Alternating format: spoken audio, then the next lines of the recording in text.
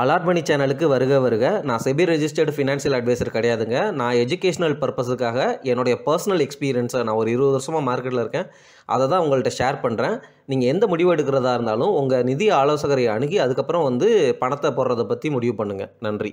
அலார்மணி சேனலுக்கு வருக வருக. இந்த சேனலுக்கு இன்னும் நீங்கள் சப்ஸ்கிரைப் பண்ணலைன்னா தயவு செஞ்சு சப்ஸ்கிரைப் பண்ணிக்கோங்க. பெல் பட்டனையும் கிளிக் பண்ணிக்கோங்க.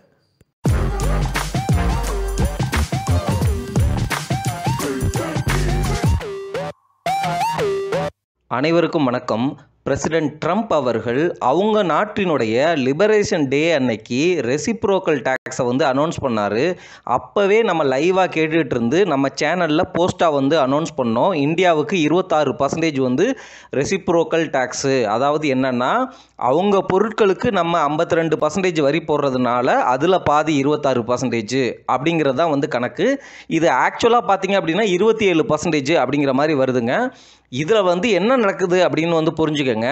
அமெரிக்கன் அக்ரிகல்ச்சர் ப்ராடக்ட்ஸ் இருக்குது பார்த்தீங்களா. ஃபார் எக்ஸாம்பிள் அவங்களுடைய ஆப்பிளாக இருக்கட்டும், கானாக இருக்கட்டும், இந்த மாதிரி விஷயங்களை இந்தியாவுக்குள்ளே நம்ம கொண்டு வர்றதுக்கு 52% டேக்ஸ் போடுறோம். அவங்க இப்போ 26% நம்ம எக்ஸ்போர்ட் பண்ணுற அக்ரிகல்ச்சர் பொருட்களுக்கு போடுறாங்க. ஸோ இந்த மாதிரி எந்தெந்த செக்டர்லலாம் நம்ம எக்ஸ்போர்ட் பண்ணுறோமோ அந்தந்த செக்டர்களுக்கெல்லாம் இந்த வரி விதிப்பு இருக்கிறது. ஸோ ஒருவேளை இந்தியா குறைக்கும் அப்படின்னா, ஃபார் எக்ஸாம்பிள் 52 26 அப்படின்னு இவங்க குறைச்சி அவங்க 13 அப்படிங்கிற மாதிரி பண்ணாங்கன்னா தான் நமக்கு அமெரிக்க மார்க்கெட்டில் இருந்து நம்ம நாட்டுக்குள்ளே வர்ற பொருட்களினுடைய விலை குறையுங்க. இது யாருக்கு இம்பேக்ட் ஆகும் அப்படின்னா, அமெரிக்க நாட்டில் இருக்கிற அமெரிக்கன் கன்சியூமருக்கு விலை அதிகமாக கொடுக்குற மாதிரி இருக்கும். அதனால் என்ன நடக்கும் அப்படின்னா நம்மளுடைய டாலர் வருமானம் குறையும். அது ஒன்று. ரெண்டாவது காம்படிட்டிவாக எந்த பொருள் கிடைக்குதோ, உதாரணமாக நம்மளுடைய பொருட்களினுடைய விலை 26% அதிகமாக அமெரிக்காவில் விற்கப்படும். ஒருவேளை அந்த பொருளுக்கு மாற்றான பொருள் அமெரிக்காவிலேயே இருக்குது. உதாரணமாக நம்ம நாட்டில் இருந்து ஒருவேளை அரிசி எக்ஸ்போர்ட் பண்ணுறோன்னு வச்சுக்கோங்க. அமெரிக்காவிலேயும் அரிசி விளைவிக்கிறாங்க. அப்படிங்கிற பட்சத்தில் இது வரைக்கும் அமெரிக்காவில் விற்றுட்டு இருந்த அரிசியோடைய விலை ஒரு 125 ரூபாய் இருக்கும். ஆனால் நம்ம அரிசியும் அதே குவாலிட்டியோட 100 ரூபாய்க்கு விற்றுட்டு இருந்திருப்போம். இப்போ என்ன நடக்கும்? 126 ரூபாய்க்கு நம்ம விற்க வேண்டிய சூழ்நிலைக்கு தள்ளப்படுகிறோம். அவங்க நாட்டிலே விற்கப்படுகின்ற அரிசி 125 ரூபாயில் கிடைக்கும். அப்போ மக்கள் அந்த அரிசியை வாங்குவாங்க. ஒரு உதாரணத்துக்காக அரிசின்னு சொன்னேன். ஆக்சுவலாக ஸ்பீக்கிங் எலக்ட்ரிக்கல் அண்ட் எலக்ட்ரானிக்ஸ் அந்த சைடில், அதுக்கப்புறம் ஜெம்ஸ் அண்ட் ஜுவல்லரி, அதுக்கப்புறம் இந்த அக்ரிகல்ச்சர் ப்ராடக்ட்ஸு, இதிலெல்லாம் தான் நம்ம அமெரிக்காவுக்கு எக்ஸ்போர்ட் பண்ணுறோம். கிட்டத்தட்ட $34 பில்லியன் ட்ரேட் டெபிசிட் இருக்குங்க. அதாவது என்னென்னா $34 பில்லியன் நம்ம அமெரிக்காவுக்கு அதிகமாக எக்ஸ்போர்ட் பண்ணுறோம். அது நம்மளுடைய ஜிடிபியில் 1%. ஸோ இந்தியா இதை எப்படி மிட்டிகேட் பண்ண போகிறாங்க அப்படிங்கிறத பார்க்கணும். எனக்கு தெரிஞ்சு இந்த தாய்லாந்து, ஸ்ரீலங்கா இந்த மாதிரி கண்ட்ரிகளுக்கெல்லாம் பிரதமர் போகிறாரு. அநேகமாக நம்மளுடைய பொருட்களை எக்ஸ்போர்ட் பண்ணுறதுக்கு அல்லது நம்மளுடைய பொருளாதாரத்தை மேம்படுத்துறதுக்கு ஏதாவது டாக்ஸ் இருக்கும் அப்படின்னு நான் நினைக்கிறேன். ரெண்டாவதாக நம்ம நாட்டில் அந்த டாலர், ஐஎன்ஆர் அந்த கரன்சியை நம்ம இன்னும் டிப்ரிஷியேட் பண்ணோம் அப்படின்னா இந்த தாக்கங்கிறது அமெரிக்க மக்களுக்கு பெருசாக தெரியாது. நம்ம இப்போது 85 ரூபா அப்படிங்கிற நிலைமையில் இருக்கோம். 95 ரூபாய்க்கு கொண்டு போயிட்டோம் அப்படின்னா, அல்லது 100 ரூபா அந்த மாதிரிலாம் குயிக்காக கொண்டு போயிட்டோம் அப்படின்னா சைனா இதை பண்ணுவாங்க. கரன்சியை டிப்ரிஷியேட் பண்ணுவாங்க, டீவேல்யூ பண்ணுவாங்க. அப்போ நம்மளும் வேறு வழி இல்லாமல் நம்ம டீவேல்யூ பண்ணுற மாதிரி இருக்கும். அப்படி பண்ணாங்கன்னா ஐடி கம்பெனிகளுக்கு அது பெனிஃபிட்டு. ஐடி செக்டர்ஸ் கிராஷ் ஆகிருக்கு. அதே சமயம் ஃபார்மா செக்டரும் இந்த ட்ரம்ப்னுடைய டேரிஃப் அனௌன்ஸ்மெண்ட்டால் கிராஷ் ஆகிருக்கு. சரி, நம்ம பேச வந்தது இன்னும் நம்ம பியர் மார்க்கெட்டில் இருக்கிறோமா அப்படிங்கிறதான் கேள்வி. அதற்கான பதிலையும் பிஜி யூனிட் பற்றியும் சில முக்கியமான சில விஷயங்களை பற்றியும் பேச போகிறேன். தொடர்ந்து கேளுங்க. நான் இந்த வீடியோ பதிவை ரெக்கார்ட் பண்ணுறது 4 ஏப்ரல் 1:37 AM. அதாவது 3 ஏப்ரல் மார்க்கெட் முடிஞ்சதுக்கு அப்புறம் ஈவினிங்கில் உங்ககிட்ட பேசுகிறேன் அப்படின்னு நினச்சிக்கோங்க. இந்த 3 ஏப்ரல் மார்க்கெட் முடிவில் அற்புதமான பங்குகள் டாபர் 6% உடஞ்சி 465 ரூபா, டிசிஎஸ் 3400 ரூபா, அதுக்கப்புறம் டெக் மஹேந்திரா 1369 ரூபா, HCL டெக்னாலஜிஸ் 1470, இன்ஃபோசிஸ் 1496, அதுக்கப்புறம் விப்ரோ 256, டாடா மோட்டர்ஸ் 653. இது எல்லாமே இன்றைக்கி நல்லா உடஞ்சிருக்கு. பஜாஜ் ஆட்டோ ஒரு 2% உடஞ்சி 7912. சரிங்களா?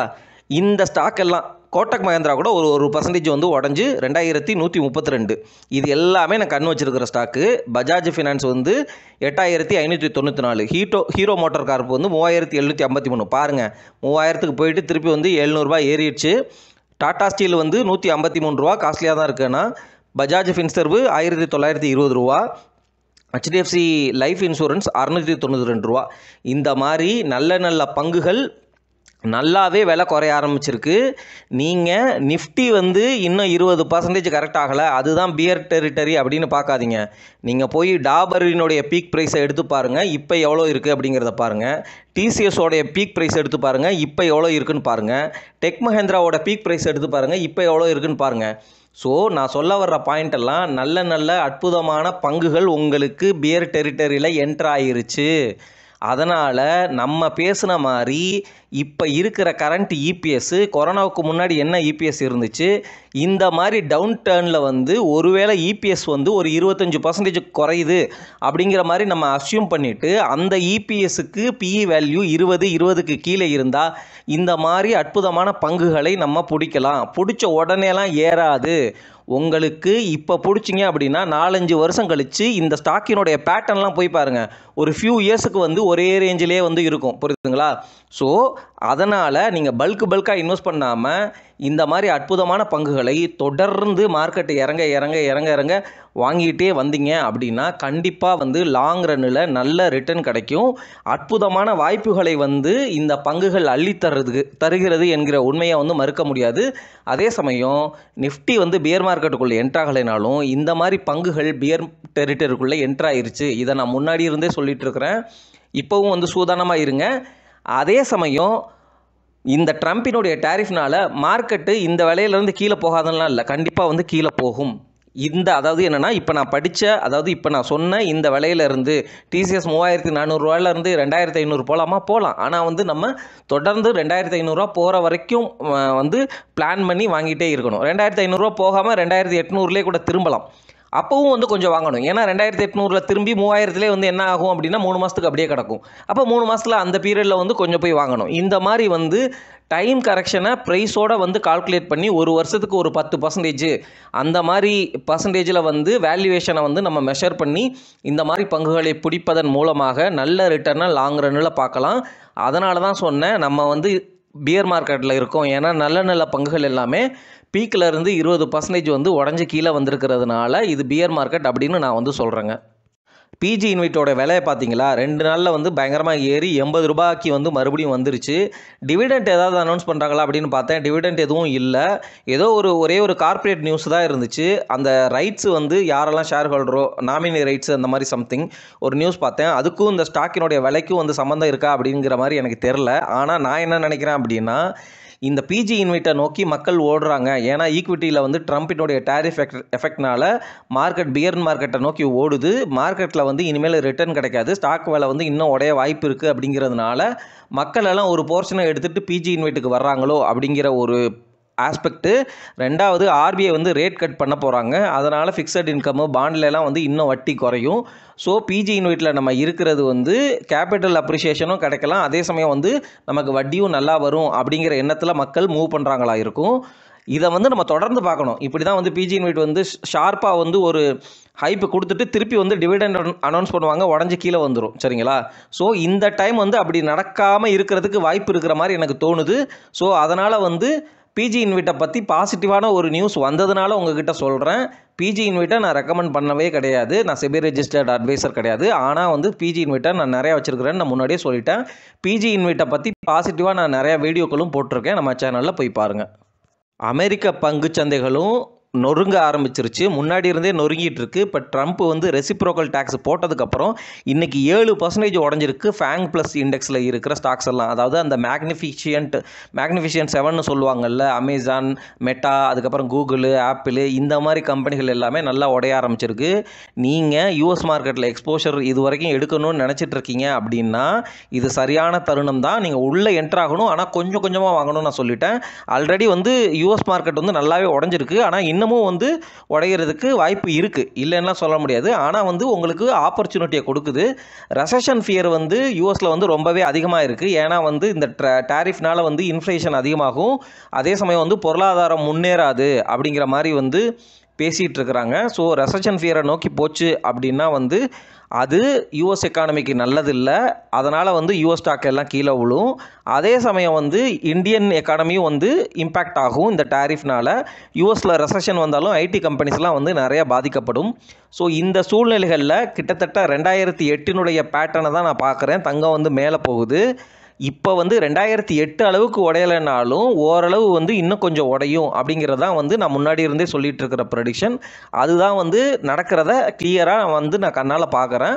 ஸோ இந்த ப்ரெடிக்ஷன் வந்து நடக்கிறதுல எனக்கு பர்சனலாக சந்தோஷமாக இருந்தாலும், ஏன்னா நான் ப்ரெடிக்ட் பண்ண மாதிரியே நடக்குது அப்படிங்கிறதுல வந்து எனக்கு ரொம்ப சந்தோஷம்தான். ஆனால் வந்து நான் ஏதாவது வந்து இந்த ப்ரெடிக்ஷனை யூஸ் பண்ணி ஏதாவது அட்வான்டேஜ் எடுக்கிறேன்னா அப்படின்னா இல்லை, இது வரைக்கும் எடுக்கலை. ஏன்னா என்னுடைய சூழ்நிலைகள் அப்படி. அதனால் வந்து நீங்கள் டெம்ப்ட் ஆகாதீங்க. நான் பாசிட்டிவாக பேசுங்கிறதுனால டெம்ப்ட் ஆகாதீங்க. இது வந்து ஸ்டார்டிங் ஸ்டேஜ் தான். இன்னும் ஒரு 10% வந்து குறையலாம், 15% குறையலாம். அதெல்லாம் வந்து நல்ல லட்டு மாதிரி வாய்ப்புகள். ஆனால் போட்ட உடனே வி ஷேப் ரெக்கவரியை மட்டும் எதிர்பார்க்காதீங்க. இது நல்ல தருணம் இந்தியன் ஸ்டாக் மார்க்கெட்டுக்குள்ளே என்டர் ஆகிறதுக்கும். யூஎஸ் ஸ்டாக் மார்க்கெட்டில் சூஸியாக வந்து நல்ல நல்ல ஸ்டாக்ஸு, ஃபார் எக்ஸாம்பிள் வந்து கூகுளுடைய விலையை வந்து பார்க்குறது, அவங்களுடைய பிஇ அனலைஸ் பண்ணுறது. யூஎஸ் மார்க்கெட்லலாம் ரொம்ப டிரான்ஸ்பரண்ட்டாக இருக்குங்க டேட்டா. அதே சமயம் வந்து நம்ம இந்தியா மாதிரிலாம் வந்து 20 பிஇ 30 பிஇ 50 பிஇலாம் ட்ரேட் ஆகாது. 5 7 10 பிஇ தான் ட்ரேட் ஆகும். அது வந்து ரொம்ப ரொம்ப சூப்பரான பிஇ. நீங்கள் வந்து அந்த ஸ்டாக்குக்கு வந்து ஹிஸ்டாரிக்கல் பிஇ என்ன பார்க்க முடிஞ்சிச்சு அப்படின்னா பாருங்கள். இந்த மாதிரி வந்து மிகப்பெரிய கம்பெனிகளில் இவங்கெல்லாம் வந்து கேஷ் மெஷின்ஸு. உங்களால் பொசிஷன் வந்து உங்களால் எடுக்க முடியுது, காசு இருக்குது அப்படின்னா வந்து தயவு செஞ்சு யூஎஸ் மார்க்கெட்டையும் வந்து கன்சிடர் பண்ணுங்கள். ஆனால் யூஎஸ் மார்க்கெட்டில் வந்து நல்லா நாலேஜு புரிஞ்சு அண்டர்ஸ்டாண்ட் பண்ணி, அதே சமயம் யூஎஸ்டி ஐஎன்ஆர் எப்படி வந்து டிப்ரிஷியேட் ஆகலாம், அது ஒரு டெவலப்பிங் எக்கானமி. ஸோ இந்த சூழ்நிலைகள்லாம் புரிஞ்சும், ரெசஷன் வந்தால் எவ்வளோ தூரம் உடையலாம் அப்படிங்கிறத புரிஞ்சும், அதில் வந்து நமக்கு நட்டம் வந்தால் ஒஸ்ட் கேஸ் சினாரியோவில் நம்ம எப்படி பாதிக்கப்படுவோம் அப்படிங்கிறத புரிஞ்சு அதுக்கப்புறம் வந்து முதலீடு பண்ணுங்கள். நீங்கள் பாட்டுக்கு நல்ல வேல்யூவேஷன் கிடைக்குதுன்னு போடுவீங்க. ஆனால் இந்த வேல்யூவேஷனுக்கு ரிட்டர்ன் வந்து 4 வருஷம் கழிச்சு தான் கிடைக்குமா இருக்கும். ஆனால் அது வரைக்கும் வந்து உங்களால் தாக்கு பிடிக்க முடியுமா அப்படிங்கிறத பாருங்கள். ஒஸ்ட் கேஸ் சினாரியோ சொல்கிறேன். ஒரு 4 வருஷம் வந்து அப்படியே வந்து மார்க்கெட் ஒரே ரேஞ்ச் பவுண்டாக இருக்கும். கண்டிப்பாக அந்த பேட்டர்ன் தான் வந்து பாஸ்ட்டில் நடந்திருக்கு. பாருங்கள், போய் பாருங்கள். இன்ஃபோசிஸோட ஷேரை பாருங்கள், டிசிஓட ஷேரை பாருங்கள். இதே மாதிரி இந்த ரேஞ்சிலே கிடக்கும், புரிதுங்களா? இன்னும் கூட ஒரு 1.5 வருஷம் 2 வருஷத்துக்கு அப்படியே கிடக்கும். அதுக்கப்புறம் வந்து மறுபடியும் வந்து எக்கானமி பூம் ஆகும். அதுக்கப்புறம் வந்து அவங்களுடைய ரிசல்ட்ஸ்லாம் நல்லாயிருக்கும். நம்மளுடைய ஜிடிபியில் வந்து இந்த ட்ரம்ப் டேரிஃப்னால 1% வந்து அஃபெக்ட் ஆகுது அப்படின்னா, அடுத்த வருஷத்துக்கு ஃபோர்காஸ்ட் வந்து 6.4% வந்து அனௌன்ஸ் பண்ணியிருக்கிறாங்க. இதில் வந்து எந்த மாதிரி இம்பேக்ட் வரப்போகுது அப்படின்னு தெரில. ஸோ நம்மளுடைய எக்கானமி வந்து 6.4ங்கிறது வந்து ரொம்ப ரொம்ப ஆவரேஜான எக்கானமி ஃபோர்காஸ்ட் தான். அதாவது அடுத்த வருஷத்துக்கு இப்போ இருக்கிற ஃபினான்சியல் இயர் 25-26க்கு 6.4% தான் வந்து ஆர்பிஐயும் கவர்மெண்ட்டும் ஃபோர்காஸ்ட் பண்ணியிருக்கிறாங்க. இது ட்ரம்பினுடைய டேரிஃப் எஃபெக்ட்னால இன்னும் கூட குறையலாம், அல்லது கண்டிப்பாக குறைஞ்சு தான் அதுக்கப்புறம் வந்து இந்த டேரிஃப் சிச்சுவேஷனை சமாளித்து நம்ம வந்து மீண்டு எழுவோம். அந்த 6.4%ங்கிறது ரொம்ப ரொம்ப ஆவரேஜான ஜிடிபி குரோத்து. ஆவரேஜான ஜிடிபி குரோத்தில் பெரிய கம்பெனிகளும் சரி, சின்ன கம்பெனிகளும் சரி பெருசாலாம் பெர்ஃபார்மே பண்ணாது. உங்களுக்கு ஸ்மால் கேப்பு மிட் கேப்லாம் வந்து 15-20%லாம் ஏறாது, புரியுதுங்களா? ஏன்னா எக்கானமியே ரொம்ப ஆவரேஜ் தான் க்ரோ ஆகுது. ஒரு 7.5% 8% க்ரோத்தை வந்து எப்போ ஜிடிபி வந்து காட்ட ஆரம்பிக்குதோ அப்போவே வந்து மார்க்கெட் ஒரு 6 மாதத்துக்கு முன்னாடியே தெரிஞ்சிடும், சரிங்களா? அப்போ வந்து பிக்கப் எடுக்க ஆரம்பிக்கும். அந்த சமயத்தில் கூட வந்து உங்களால் சூதானமாக வந்து சுதாரித்து, ஆமாம் இது ஃபோர்காஸ்ட் நடக்குது அதனால் ஏறுது அப்படிங்கிறத நினச்சி இப்போ கூட இறங்குற மார்க்கெட்டை கூட விட்டுட்டு அதுக்கப்புறம் ஏறுறப்ப 10% அதிகமாக கூட வாங்கிக்கலாம். அது கூட நல்ல ஸ்ட்ராட்டஜி தான். அதனால் மார்க்கெட்டில் எனக்கு தெரிஞ்சு ஈக்விட்டி மார்க்கெட்டில் ஆப்பர்ச்சுனிட்டிஸ் அள்ளித்தருகிற தருணம் இது. இன்னமும் வந்து அள்ளித்தரும், கீழே போகும். அதனால் வந்து இப்போவே வந்து பல்க் இன்வெஸ்டிங் பண்ணிடாதீங்கோ.